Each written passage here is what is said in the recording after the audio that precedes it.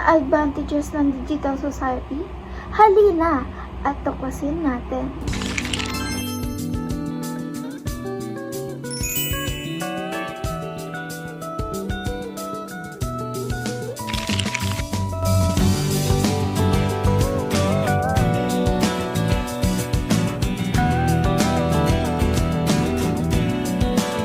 Magsimula tayo sa pang top 10, community and voice.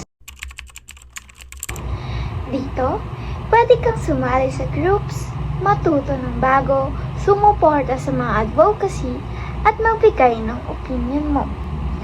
Pang 9, smart travel. Dito naman ay pwede kang gumamit ng ride apps at traffic updates para mas safe ka at mabilis ang biyahe. Number 8, faster business. Dito naman ay mas mabilis ang orders, bayad at delivery. Kaya mas maraming customer ang naaabot ng mga small businesses. Pang-7, create and share. Dito ay pwede kang gumawa ng videos, music, or art at pwede mo siyang i-post. Pwede kang sumikat at mag-improve ang mga skills mo. Pang-6, health tools. Pwede ka na mag-book ng doctors online, may reminders pa.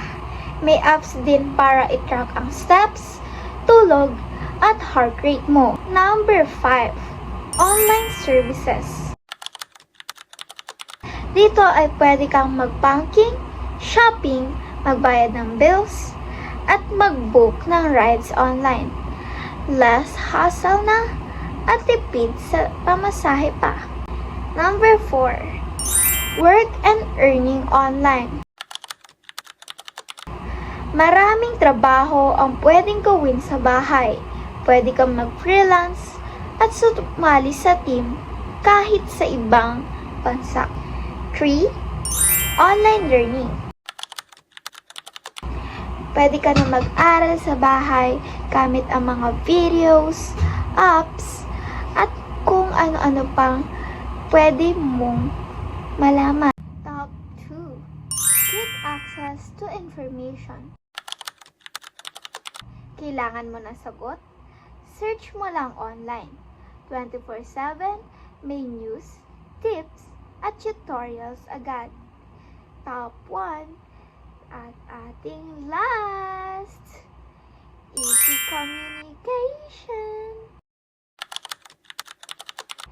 Mabilis at madali tayong makipag-usap kahit kanino, kahit saan, tipid pa sa load.